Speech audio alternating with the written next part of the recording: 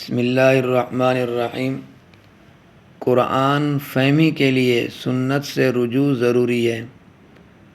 حضرت عدی بن حاتم رضی اللہ تعالیٰ عنہ سے روایت ہے کہ جب یہ آیات نازل ہوئی حتیٰ یتبین لکم الخیط الابیض من الخیط الاسود، تو میں نے اپنے سرہانے کے نیچے کالا اور سفید دھاگا رکھ لیا اور رات کو دیکھتا رہتا کہ جب تک ان دونوں میں فرق نمایاں نہ ہوتا تو میں کھانے کے اندر پینے کے اندر مشغول رہتا۔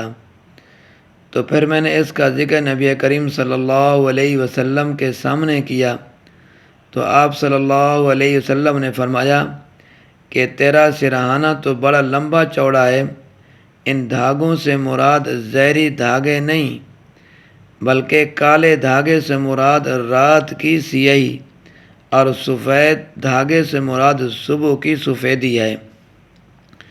اور پھر من الفجری کا جملہ نازل ہوا کہ رات کی تاریکی سے دن کی سفیدی واضح ہو جائے اور یہ صبح صادق کے طلوع کا وقت ہے۔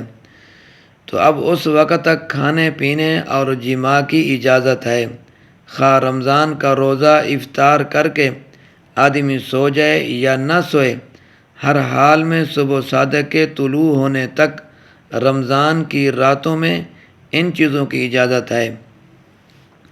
آپ غور کریں کہ حضرات صحابہ کرام رضی اللہ عنہم عربی زبان کے ماہر تھے، انہی کی زبان میں قرآن کریم نازل ہوا اور وہ براہ راست حضور صلی اللہ علیہ وسلم کے شاگرد تھے۔ اس کے باوجود کئی مقامات میں وہ قرآنی آیات کا مفہوم از خود نہ سمجھ سکتے جب تک کہ نبی کریم صلی اللہ علیہ وسلم نے ان کی وضاحت نہ فرمائی۔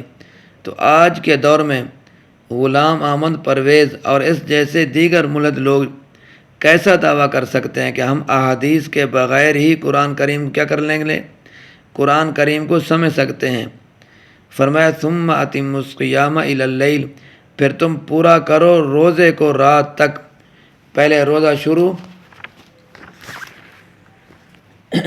شروع ہونے کا وقت بتایا گیا کہ فجر طلوع ہونے تک کھا پی سکتے ہو، اور جب فجر طلوع ہو جائے تو کھانا پینا منع ہے۔ جب فجر طلوع ہو جائے پھر آپ کوئی چیز کھا بھی نہیں سکتے اور نہ ہی آپ کچھ پی سکتے ہیں۔ فرمایا اس لیے کہ روزے کا وقت شروع ہو گیا۔ اب روزے کا آخری وقت بیان کیا جا رہا ہے کہ رات شروع ہوتے ہی روزے کا وقت ختم ہو جاتا ہے اور رات شروع ہوتی ہے جب سورج غروب ہو جائے۔ اللہ تبارک و تعالیٰ میرا اور آپ کا حامی و ناصر ہو۔